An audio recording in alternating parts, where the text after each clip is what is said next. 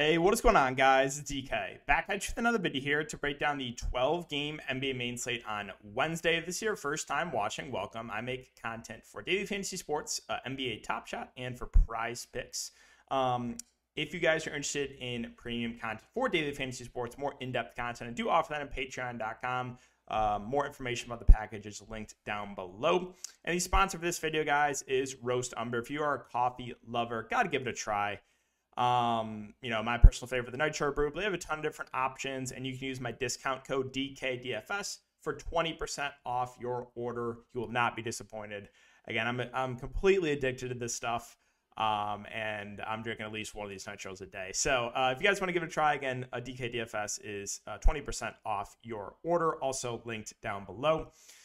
All right, so let's take a look at my lineup here from tonight. And as it is most nights, 95% of NBA DFS is just incredible pain. And that's what it is again tonight.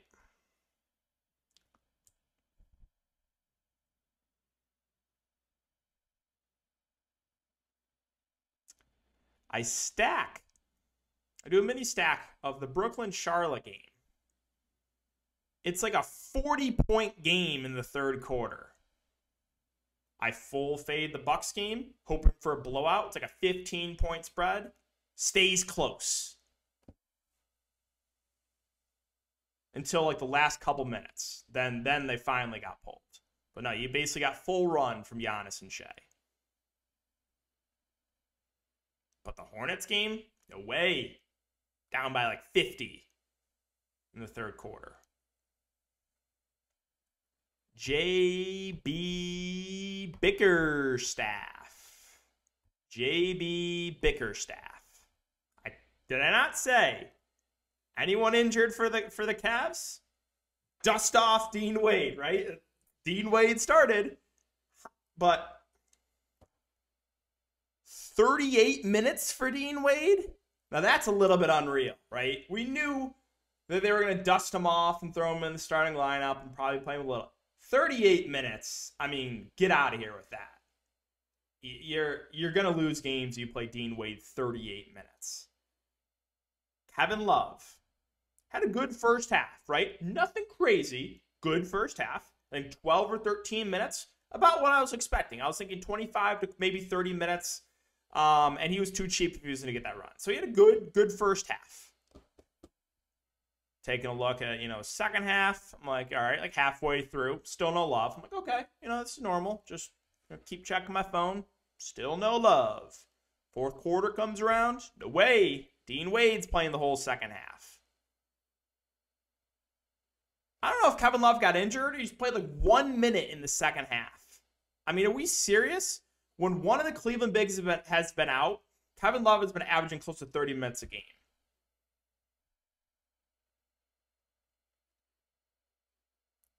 And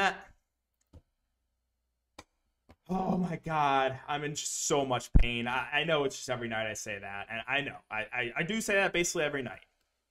Kyrie Irving, are you serious, bro? I have played him so many times when it's just Kyrie and like no one else in the nets. And every single time he can't hit a shot or they just get massively blown out. So I go to Kevin Durant here in a great matchup. Now here's the thing. I did not think Kevin Durant was going to be this popular. 40% was too high. I talked about this a lot in the Patreon stream. I thought Giannis was the more optimal play, but I was going to Kevin Durant to get different. Well, Kevin Durant was way more popular than I thought, so I misread that situation big time.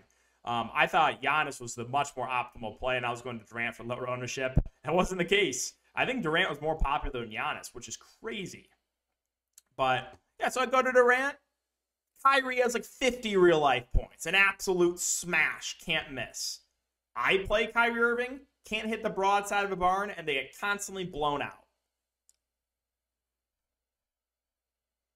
LaMelo Ball. I mean, what's the Hornets coach again? What's his name? I can't think of it right now.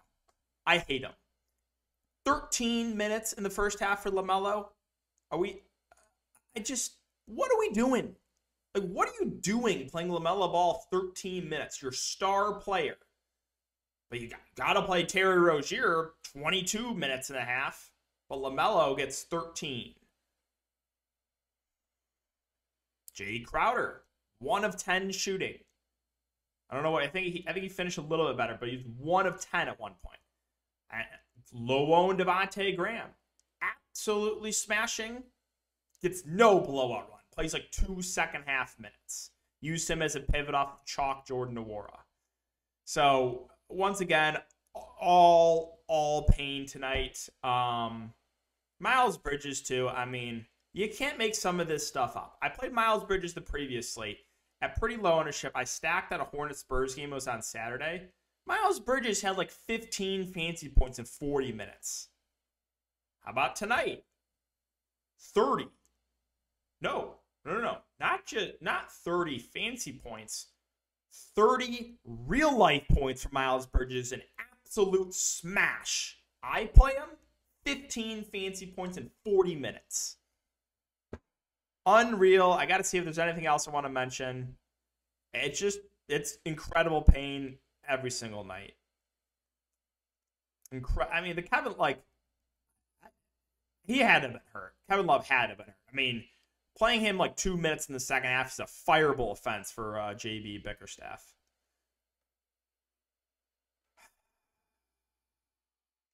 Yep, I think that's it. But once again, another night of all pain. In high stakes, let's see, ownership. Campaign was 99% owned, so one person faded him. Kevin Durant was low owned in the massive high stakes. This was above the rim. I think this is a $2,000 entry. Love 34%. Giannis 32%. So Giannis is higher owned in this one, as I thought he should have been. I was going to Kevin Durant to get different, and of course he does nothing. Kyrie, absolute smash. Let's see. What other ownership do we got? Ayton was chalk. Mobley. Like, these are, like, we knew Ayton and Mobley were both great plays. Shamet was extremely popular. Let's see. Winning lineup right now is Payne. McCollum only played 3 quarters, but once Ingram got ruled out, he looked a lot better. Shamet, Mobley, Ayton, Garland, who went for 72. Jeez, Nwora, and Bobby Portis. So that's it for the look back, guys. Hope you guys had a better night than me. Once again, just all tilt. But let's talk about it. 12 games. Got to move a little bit fast here. We'll start off on the Boston side. So it's a really, really good matchup. I don't know if any of these guys stand out, but like the main guys are all in play for me for tournaments, and like Tatum, Brown, Williams. They all look pretty good. Again, it's a great matchup, but there's no priority plays here. On the Charlotte side, so if LaMelo Ball actually plays more than like 25 minutes, I think he's going to look really solid in a spot like this. But, you know, the minutes have just not really been there for him, so it's been concerning. Rozier, Bridges, fine GP plays. Not much else on the Charlotte side. Boston's been tough defensively. Moving on to Chicago, Vucevic is currently questionable. Pretty big news. If Vucevic can't go, DeRozan, Levine make for really good plays at the top. They obviously get a usage bump. And then Tristan Thompson, I think, becomes one of the better value plays. Only played 29 minutes last game, but was in massive foul trouble. Probably would have played about 35 minutes if he stayed out of foul trouble. Also, his power forward eligibility, which is really nice. So there's no Vucevic. I think he looks really good. And then, like I said, DeRozan, Levine at the top. I think Kobe White and Io would be solid options as well in the mid-range. And you probably get more run for a guy, Javonte Green at 3.6K, who had been playing only about, low 20s minutes. Played 36 minutes last game with Vucevic out. Moving on to Detroit. So, Cade Cunningham, as I continue to say, I have not played him recently. No foul trouble. No way. How about 43 minutes, right? No foul trouble at all for him. Yeah, so like the last 4 or 5 games, not even an issue for him, right? No games in foul trouble, smashing every single game. Not when I play him. Oh no, that's 2 quick fouls immediately for Cade Cunningham, and then dusting off like Corey Joseph or whatever scrub guard they have at the end of the bench. Jeremy Grant, Sadiq Bey, both fine options in the mid-range. Isaiah Stewart is out, so I want to see what the starting lineup is. If they start Olynyk or if they start Bagley. Bagley played really well last game. You did have, I think Bey was in foul trouble. Yeah, Bey had 5 fouls. I think Grant was in a little bit of foul trouble as well. But keep an eye on the starting lineup. Whoever starts between Olynyk and Bagley, I think is going to be the guy I prefer. But the other one's still going to be in play too, because I do think they get a little bit of an uptick there in minutes. So keep an eye on the starting lineup for whoever starts at the 5 there for Isaiah Stewart. like them. And then whoever doesn't is still going to be playable off the bench with Olynyk and with Bagley, because both are good point per minute guys. Phoenix and Miami, so now it's a much, much tougher spot, but they're still very short-handed. The price points have come up a little bit in these guys, but I don't know if it's enough. Ayton at 7-3, I still think it's in play, even though the matchup is awful. Bridges at 6'8", that feels a little bit too pricey for me, even though he's going to play massive minutes. I still like Campaign a good amount at 6'5". It's an awful matchup, but I do think he's playing 35 minutes and probably still is too cheap here. Jay Crowder at 5'6", if he doesn't start the game 1 of 10, I think he's going to be a pretty good play. So also it's a revenge game narrative there. Shamet, if he continues to start, is a fair value. I don't think he's like as good of a play as he was last night because the price went up, but definitely a guy you can look to there. But that is it for Phoenix on the Miami side. So basically a fully healthy team. Not a lot that stands out here. I mean, I guess Jimmy and Bam are fine, but you have Oladipo playing off the bench. Lowry's back. It's really hard for me to get excited about anyone on the Miami team. Lakers and Rockets, can LeBron please play? Please. I just, talk about pain. I can't deal with what. I can't, just release Westbrook. Just release him. I think this team would be better. Just release him. I mean, I've also lost infinite money playing Russell Westbrook this year. But yeah, LeBron James is questionable. If he cannot go, it's going to be a pretty big usage bump to Westbrook, who is going to be in play, even though he's cost me so much money. Monk, Melo, THT, all should play big minutes. They're probably a little bit of safer options because they're cheaper. And then Dwight Howard started last game, did only play 18 minutes. I mean, his minutes are not secure. There's times where he starts and barely plays. There's times where he starts and he plays like 26 minutes like he did against the Clippers and absolutely smashed. So, and he's always somebody you can consider in tournaments if he does start. Now, if LeBron plays, I don't know if I get to any of the secondary options. Maybe I think Monk would still be in place when he starts. So the LeBron news is huge.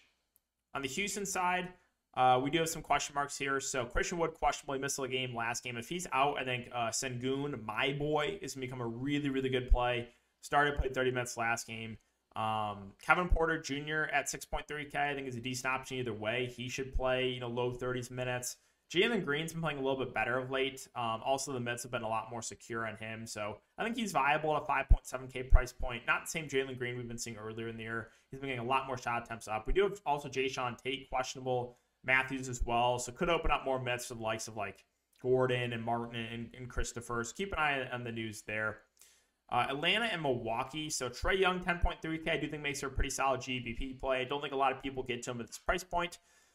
6 of 22 and 5 of 20 last couple games. We know the ceiling is there when he gets hot, right? He can go for 60 plus. As far as the rest of the Hawks go, Bogdanovich is too pricey for me. John Collins at 6K. Did get a minutes increase, played 32 minutes. He's probably the guy that stands out the most to me in the Hawks.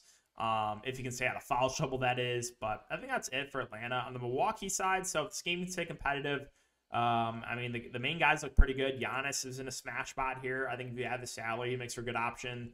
Of the mid-range guys, once again, I think Portis is my favorite. I said Portis was my favorite last time. Portis absolutely smashed tonight. So I think Portis looks pretty good. And then Grayson Allen looks like he's going to continue to be out. So Jordan Nwora started tonight. I'm going to assume he's going to start again. And if he does, I think he makes for a pretty good value play. Should play, 25, mid-20s minutes or so, maybe a little bit more. So I think Nwora looks pretty good there, assuming that he picks up the start. Oklahoma City and Minnesota. I mean, the Thunder, they're like 20-point dogs every game, and they somehow just keep it close. So Shea just absolutely smashes every game. But once again, Shea, if you think the Thunder can keep this game competitive, it's got to be a big game from him. I mean, he's been playing out of his mind recently, like basically putting up 60 fantasy points a night.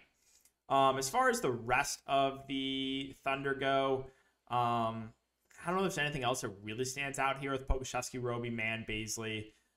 Wiggins at 3-4 is cheap and should play big minutes. Again, if you think this game turns into a massive blowout, guys like Maladon and Olivier Sarr probably get that blowout run, but they've been keeping it close basically every single game. On the Minnesota side, so a lot of question marks here. D'Lo, Edwards, Beverly, Vanderbilt, all questionable. I think Karl-Anthony Towns is going to be a solid option either way, but going to look really, really good if the main guys are out, that being D'Lo and Ant. We did see Pat Bev and Vanderbilt play last game, so I would assume they do play. Let's say if like D'Lo and Anthony Edwards are both out, then like a guy like Malik Beasley is going to become a potential value. Started, played 28 minutes, did not touch the court in the fourth quarter. McDaniels, if he stays out of foul trouble, should play big minutes as well. So Yeah, a lot of question marks here for Minnesota, so the injury report will be big there tomorrow. Orlando, New Orleans, so a pretty good matchup here for both teams. I think Carter Jr. is the safest bet at 7.5K. Now, they did kind of spread out the minutes tonight. Carter was the only one that played over 30 minutes. Maybe this was a back-to-back, we'll see. Suggs missed the game tonight. We saw Hampton start. If he starts again, he's a fair value play. Not going to be a super high usage guy. Fultz to 4-2, I would guess, does not play in this game since the back-to-back. I think they already confirmed that, actually. So if Fultz is confirmed out and Suggs is out too, then I actually could see RJ Hampton playing a little bit more and would look a little bit better. Could also see Cole Anthony minutes increase at 6.9K. I think he'd be a pretty solid GP play. He's been a little bit up and down of late. Probably it. I mean, these guys like Gary Harrison, Ross, if Suggs and Fultz are both out, I guess large tournament plays could be viable. On the Pelican side, so the Ingram news is huge. If Ingram's out, I think CJ McCollum's going to look really good here in a great matchup. Should stay competitive. He has been playing great basketball of late, and he was going for like 60 fantasy points in 3 quarters. Jonas Valanciunas had a quiet night, dealt with a little bit of foul trouble, but he's been pretty consistent when he stays out of foul trouble, averaging close to 40 fantasy points. So 7.4K does feel a little bit too cheap, especially if Ingram is out. They started Tony Snell at 3-3. I mean, he actually hasn't been playing that bad for this team. I still don't think I can go there in a 12-game slate. I think Devonte Graham sees a little bit extra run. 3.9K. I think he's a decent contrarian play once again. New York and Dallas. So, Julius Randle went for 70 last game. Kind of insane. Barrett had a really big game as well. I think Barrett went for almost 50. So, the main two Knicks guys, you know where the offense is coming from. I do prefer Barrett to Randle for the price. Mid-range guys, Burks, Fournier, Mitchell Robinson, again, was in my showdown lineup, picked up 2 quick fouls, and then missed the rest of the game due to an illness. If he misses, keep an eye on the starting lineup. They could go to Taj. They could go to Jericho Sims. We did see extended run for Taj Gibson last game, so if I had a guess, I actually think would be Taj Gibson. So if he does start, Taj is going to be pretty good value. Quickly off the bench at 5-1, has played extremely well of late, but the price has increased to a point where he's just a tournament-only play. On the Dallas side, Luka Doncic, 12.3. I have no issue with that if you have the salary for him. I mean, he's played extremely well. 70 fantasy points back-to-back games. So even though it's, the Knicks play slower pace, I still think you can get to Luka. Brunson questionable if he can't go. I think Spencer Dinwiddie at 6.5K is going to be an okay option. Played 40 minutes last game. You also probably see a little bit more run for a guy like Maxi KLEBER, who played 27 minutes. I think would be an okay value play off the bench if there's no Brunson. Toronto and San Antonio, talk about pain with Westbrook. I mean, I don't think there's been a team that's cost me more money than this team over the last couple weeks. I'm praying Fred VanVleet plays. I can't do it anymore with guys like Siakam and Gary Trent. I play Scottie Barnes, who shoots 4 of 32. Fade him, 50-plus fantasy points. Again, I faded Gary Trent so many times as massive chalk. Every time he shoots unreal. The 2 times that I finally buy into Gary Trent, 4 of 23 and 2 of 12 shooting. And then every time I play Siakam, massive foul trouble. So again, this team, I'm pretty much done. So this is what's going to happen. VanVleet's going to play, and you're going to see Siakam and Gary Trent Jr. go off. But if VanVleet does miss, I think the guy that actually stands the most, assuming he starts, is Chris Boucher. Started, played 36 minutes last game. So keep an eye on that starting lineup there if VanVleet is out. And we saw Scottie Barnes, who went for 50. Again, not when I play him, though. No way. I play him, 4-15 shooting. Fade him, 50 bomb. Almost a triple-double. Moving on to San Antonio. So, tougher spot here. DeJounte Murray, 11-3. I think it's okay if you have the salary. He's doing everything for the team right now. We do have guys like Vassell and Lonnie Walker, both expected to be back. Pirtle, revenge narrative, but feels a little bit pricey. Not much else that stands out for me. I mean, Lonnie and Vassell, right? Nothing else really outside of DeJounte. On the Denver side, Nikola Jokic, 12-6. I mean, it's a great matchup. So if even the game stays competitive, he's gone for 95 and 75. Basically averaging 85 fantasy points over the last couple of games. Crazy stuff. Will Barton, questionable. Here's another one. Just like the Cavs love dusting off Dean Wade, if anyone's injured in the Denver starting lineup outside of Jokic, insert Austin Rivers into the starting lineup, right? It's just that's the same thing. Any one of the top 1 through 4 is injured for Denver. Here comes Austin Rivers in the starting lineup. So, I mean, he started to play 35 minutes. He actually had a good game, but, I mean, he has such a low floor. He went for 4 fantasy points in 24 minutes last game. I don't know if I could stomach it on a 12-game slate, even if he starts. Monte Morris has been pretty consistent of late. I mean, he looks okay if Will Barton can't go. 35 fantasy points back-to-back games. Boogie, even if you're playing for it's a revenge game, but 5-3 is just too pricey. I don't think I can stomach either of the greens either. I mean, it's just, it's kind of a gross team outside of Jokic. On the Sacramento side, so here's what I will say. Domantas Sabonis was on pace for like 70 fantasy points last game. Gets ejected. Now, he got ejected, I think it was like 5 or 6 minutes. Like, he was on pace for over 40 minutes, Domantas Sabonis. So that's why I said, like, people were like, I heard other people say, oh, he's only going to play 32 minutes or so. He's been in foul trouble every single game. So if he didn't get ejected, he would have played over 40 minutes, which I think he's going to play if he stays out of foul trouble here. And you don't, like, you can see 37 minutes here against Denver in a blowout, 62 fantasy points. So no one's going to play Sabonis. If he can not get in foul trouble or not get ejected, he's going to play close to 40 minutes. De'Aaron Fox at 9-3. Another guy who's caused me just infinite pain. Just every time I don't have him, he's absolutely smashing. Just look at the last 6 games. 42, 58, 56, 31, 56, 49. You want to know when I bought into De'Aaron Fox? It was right here in a smash matchup against the Pelicans.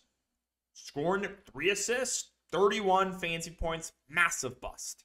Every other time, just crushing. Harrison Barnes at 6-1, just like a fine play. He's going to play big minutes. It's Harrison Barnes. He'll probably get you, I don't know, somewhere around 25 to 35 fantasy points. So it's just like, okay, he's fair play, I guess. Lamb's questionable. If he can't go, I mean, we've been seeing some pretty consistent minutes for DiVincenzo of late. Like, I think he's fine off the bench. Probably plays 25 to 30 minutes. Davion Mitchell, 3-6 in a large field tournament. I could see, make the argument for him. Rashawn Holmes is out for this game, so like Damian Jones probably gets the backup 5 run. I don't hate it, and if Sabonis gets in foul trouble, he probably plays more. So yeah, I could see making an argument for a guy like Damian Jones. Portland and Utah. Anthony Simons is questionable. I'm hoping he plays. Otherwise, we have to play the best player to ever play the game. He is better than Michael Jordan, and there's no debates. Brandon Williams, the GOAT. But yeah, if there's no Simons, you can look to him. Not the best spot. Again, Utah is not the same as years past. I think Miami is the toughest team defensively, in my opinion. But Williams, 5.5K. I mean, it's not the best spot. It's not the best price. But if Simons is out, he's probably playing big minutes and probably will get a little bit of blowout run. I don't think I can stomach that price. And Josh Hart, some of these other guys are priced up a little bit too high for me. It's like not a lot else really stands out for Portland. On the Utah side, obviously there's massive blowout risk. If you think the games can stay competitive, Mitchell and Gobert have a huge ceiling. Now, I do think a guy like Whiteside is in play in this one because if this game turns into a massive blowout, you could see extended run for Whiteside at only 4.4K. His prices come down to a point where I think you can consider him, right? If we get like 22 minutes of Whiteside in this spot, it's also a revenge game if you're into that. I could see him being like a GBP flyer. And finally, Washington and the Clippers. So we saw Porzingis finally play basketball. Played well, too, in 21 minutes, went for 36 fantasy points. Now, keep an eye on the news. I would assume they continue to keep him on a strict limit. If they don't, if they just let him free, then I like Porzingis, but I think they're going to kind of limit him to low 20s minutes. If that is the case, I think Kyle Kuzma is still viable. No, we do have a very high usage guy in Porzingis now, but Kuzma is still in for 47 last game, even with Porzingis there. So, like, I think Kuzma is still playable. The rest of the Wizards would be hard for me to get to anyone with Porzingis playing. So, I mean, Neto, keep an eye on this news. He left that last game, only put 11 minutes. We saw big minutes for Ish Smith. Like, if they do end up ruling out Neto, then, like, Ish Smith is going to become a potential value play. But I think he plays. So, that's kind of it for Washington. And on the Clippers side, so Covington missed the game tonight. Is he already confirmed out? Okay, so it's just a personal issue. So, keep an eye on the Covington news. They're running a 9-man rotation, looks like, in the first quarter of this game. So if they continue to run that rotation, that's, going to make some guys look a little bit better. Reggie Jackson, 8-8. Again, it's a good matchup, but the price point's not the best. Zubac is 6-8. I'm curious to see how many minutes he plays tonight. His minutes kind of been all over the place. Been a lot of blowouts recently, but he's been pretty aggressive in the offensive end of late. Morris and Man, fine with either. I think I lean Man. He's been playing the backup point guard role. But the value, I think, is where it looks okay. Again, I'm curious to see how many minutes we get for these guys tonight. But Batum, like, if Batum plays like 30 minutes tonight, then I think he's someone we can definitely look to for value. I'm curious also how many minutes Kennard and Coffee get. So as I said, I want to see what they finish with tonight. to see, you know, how much I would like them for the slate tomorrow. But yeah, guys, that's going to wrap it up for the video. So if you have been enjoying, again, just make sure to hit the like button, subscribe, hit the notification bell. All those things do help me out a ton. I think closing in at 11.3 thousand subscribers, that's crazy to think about, guys. So as always, really appreciate all you guys watching the videos. Have a good rest of your night. Hopefully there's no tilting, and I will see you all in the next one.